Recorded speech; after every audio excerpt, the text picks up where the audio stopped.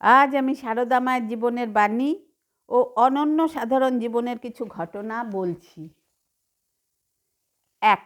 জীবনে ঝামেলা যতই আসুক, চিন্তা করলে বেড়ে যাবে, চুপ থাকলে কমে যাবে, ধৈর্য রাখলে শেষ হয়ে যাবে, আর ভগবানের উপর বিশ্বাস রাখলে তা খুশিতে পরিবর্তন হয়ে যাবে।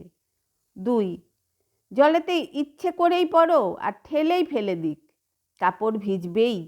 নিত্য ধ্যান করবে, কাঁচা মন কিনা ধ্যান করতে করতে মন স্থির হয়ে যাবে। 3. শ্রীমা ডাকাত দম্পতিকে একবার জিজ্ঞাসা করেছিলেন, তোমরা আমাকে এত স্নেহ করো কেন গো? তারা উত্তর দিয়েছিল, তুমি তো সাধারণ মানুষ নও, আমরা তোমাকে কালী রূপে দেখেছি। 4. মায়ের অন্যতম গৃহীভক্ত ভোরবেলায় তমাচ্ছন্ন অবস্থায় স্বপ্ন দেখেন, এই নাম জপ করে চল, সময়ে বীজ পাবি। এরপর কলকাতায় মায়ের কাছে তিনি দীক্ষা লাভ করেন। মা যে মন্ত্র দেন তা ওই স্বপ্নলব্ধ নামটি, শুধু বীজ সংযুক্ত করা। 5. ধীরেন্দ্র কুমার গুহ ঠাকুরতা এসেছেন। মা তখন পুজোয় বসেছিলেন। তিনি বললেন, মা আমার দিকে তাকিয়েই বুঝলেন আমি দীক্ষা প্রার্থী। একটু হেসে বললেন, কাল এসো। পরের দিনের দীক্ষান্ত অনুভূতিকে তিনি বর্ণনা করেছেন।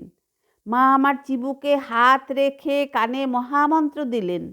একটা ইলেকট্রিক কারেন্টের মতো পা থেকে মাথা অবধি চলে গেল। সে আনন্দময় অনুভূতি শুধু অনুভবের বর্ণনার নয়। 6. ঠাকুরের অবর্তমানে মা বৃন্দাবন গিয়েছিলেন।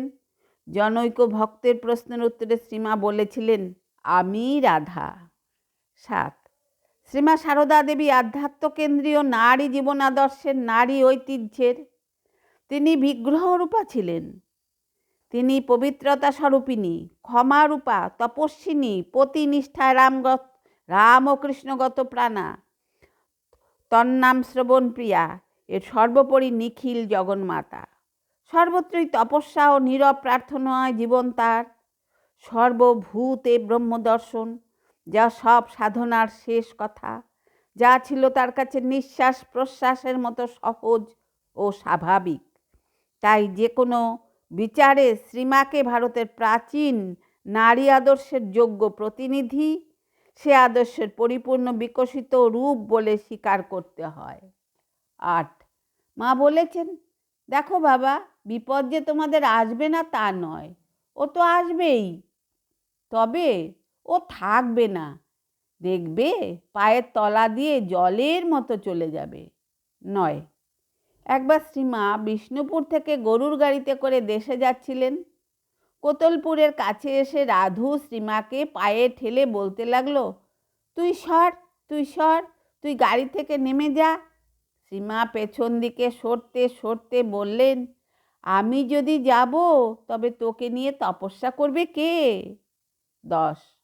শ্রীমা জয়রামবাটিতে জনৈক ব্রহ্মচারীকে বলেছিলেন, দেখো, সব বনিয়ে বানিয়ে চলতে হয়। ঠাকুর বলতেন, স স স, সব সরে যাও, তিনি আছেন। আজ এখানেই শেষ করছি। আপনারা সবাই আমার নমস্কার জানবেন। ভালো থাকবেন, সুস্থ থাকবেন।